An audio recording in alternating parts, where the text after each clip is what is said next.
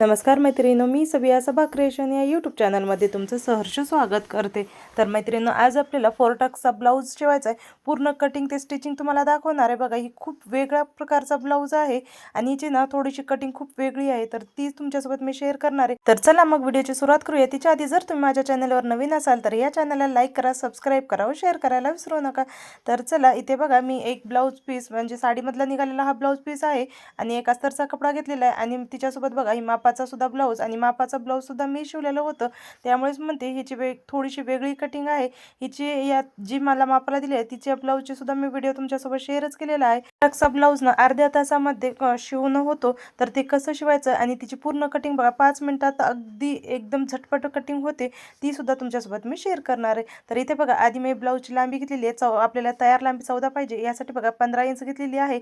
आता 36 साईजचा ब्लाऊज आहे, यासाठी बघा 9 इंचावरती मी लाईन मारून घेतलेली आहे, कारण आपल्याला 36 म्हणलं तर 36चा चौथा भाग करायचा 9 होतो, तर ते बरोबर घेतलेलं आहे। आता 2 इंचाचा गळा घेतलेला आहे आणि जी मागचा गळा जी आहे ना ती 7 इंचाचा आहे। तर इथे बघा चौकोनीच गळा ठेवायचा आहे आपल्याला, यासाठी मी कोणता शेप दिलेला नाही, चौकोनीच ठेवलेला आहे। एकदम ही नॉर्मल 4 टक्सचा साधा ब्लाऊज आहे। वयस्कर महिलांसाठी ना हा ब्लाऊज खूपच परफेक्ट बसतो।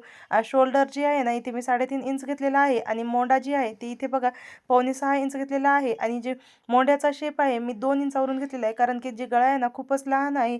आपल्याला गळ्यावरूनच बघा मोंड्याचा शेप काढायचा असतो, तर इथे मोंड्याचा शेप सुद्धा झालेला आहे। आता खालचा जे टक्स असतो पाठीमागचा, ते टक्स बघा मी इथे 1.5 इंचाचं घेतलेलं आहे आणि तिची टक्सची जी लांबी आहे ती 4 ते 4.5 इंचाच्या मध्ये आहे। आता 1.5 इंच एक्स्ट्रा मी माया ठेवलेला आहे, तुम्ही तुमच्या हिशोबाने 2 इंच किंवा मग 2.5 इंचाचं सुद्धा ठेवू शकता।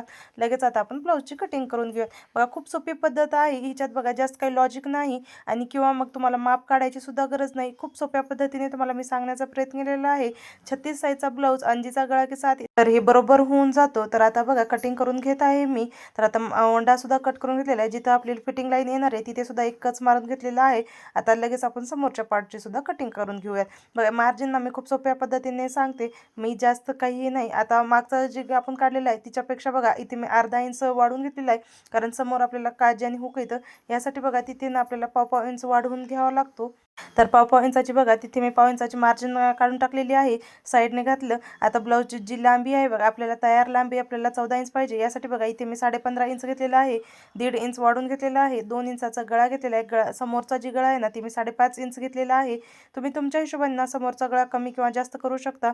तर इथे बघा समोरचा जी गळा आहे मी गोलच ठेवलेला आहे। शोल्डर 3.5 इंच घेतलं आणि जी मोंड्याची लांबी आहे ती इथे मी 5.6 इंच घेतलेली आहे आणि इथे बघा लगेच मी मोंड्याचा सुद्धा शेप ना इथे समोरच्या हिला 1 इंचावरून देते। एकदा चेक करून घ्यायचं, कोणतंही मार्जिन तुम्ही टाकत असाल ना तर यावेळेस चेक करून घ्यायचं, कुठे कमी जास्त यायला नको, यासाठी बघा चेक करत गेलं ना तर खूप परत शिवताना बघायची गरज पडत नाही। तर इथे बघा आता आपल्या मोंढा आणि गळ्याचं झालेला आहे। आपण आता ना पूर्ण ब्लाऊजची लांबी घेऊयात। बघा इथे मी 15.5 इंच घेतलेला आहे, तर एकदम छोटंसं म्हणजे पाव इंच अर्धा इंच खाली राहिलेला आहे शिल्लक। तर कमरेचा भाग मी घेत नाही, कारण छातीचाच भाग घेते। 9 इंच इथे छातीचा घेतला, 1.5 इंच एक्स्ट्रा माया ठेवलेला आहे, कारण आपल्याला टक्स खाली घेतलं की एकदम बरोबर होऊन जातो। आता क्रॉसपट्टी काढूया। तर बघा जिथून काजी हुक आहेत ना त्या साईडने 3.5 इंच घ्यायचं आणि जिथून आपल्याला फिटिंग लाईन आहे ना त्या साईडला आपल्याला 3 इंचावरून अशी क्रॉसमध्ये लाईन मारून घ्यायची। एकदम क्रॉस येत नाही, हे कर्व शेपमध्ये येते।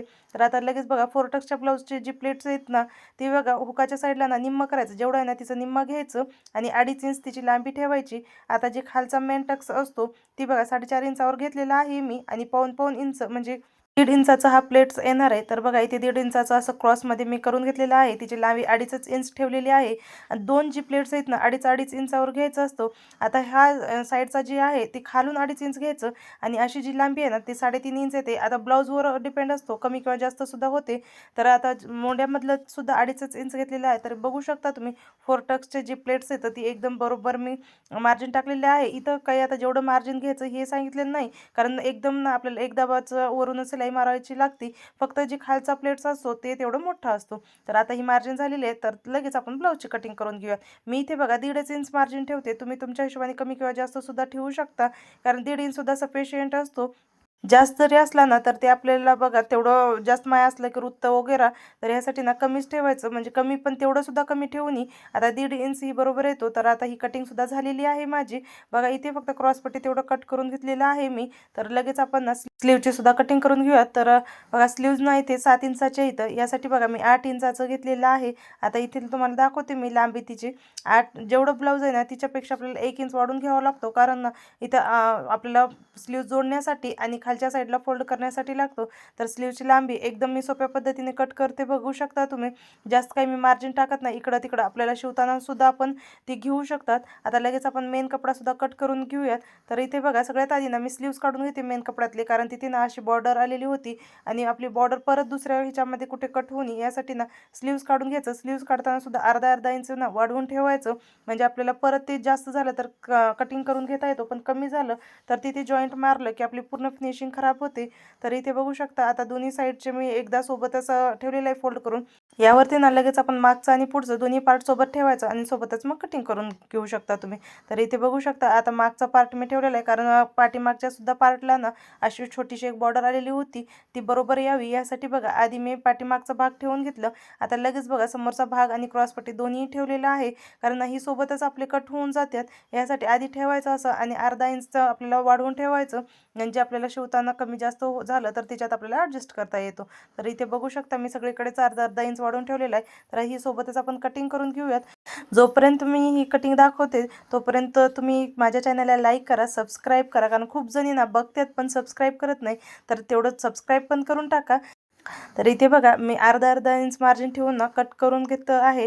आता मोंढ्यामध्ये सुद्धा ना मी जास्त काही मार्जिन ठेवलेलं नाही, कारण ब्लाऊजचा पीस ना तेवढं ही नव्हतं, म्हणजे गुळगुळीत वगैरे असलं तर त्या ठिकाणी आपल्याला थोडं मार्जिन वाढवूनच ठेवावा लागतो. आता ही मागचा भाग झालेला आहे, लगेच आपण पुढचा सुद्धा भाग घेऊया. तर मी सिलाईचा व्हिडिओ काही तुमच्यासोबत शेअर केला नाही, कारण स्टिचिंग करणं सोपं असतो. आता ही ना तुम्हाला जर बघायचंच असेल तर हिच्या मागच्या ना 2-3 व्हिडिओ बघा. मी 4 टक्सचे ब्लाऊज टाकलेलेच आहेत, तिच्यामध्ये मी स्टिचिंगसुद्धा कशी करायची ते दाखवलेलं आहे. तर आता शिवल्यानंतर ब्लाऊजचा बघा कफ किती छान बसतो, हे सुद्धा तुम्हाला थोडंसं मी क्लिपमध्ये दाखवलेलं आहे. पूर्ण शिवण्याचं मी व्हिडिओ घेतलेलंच नाही.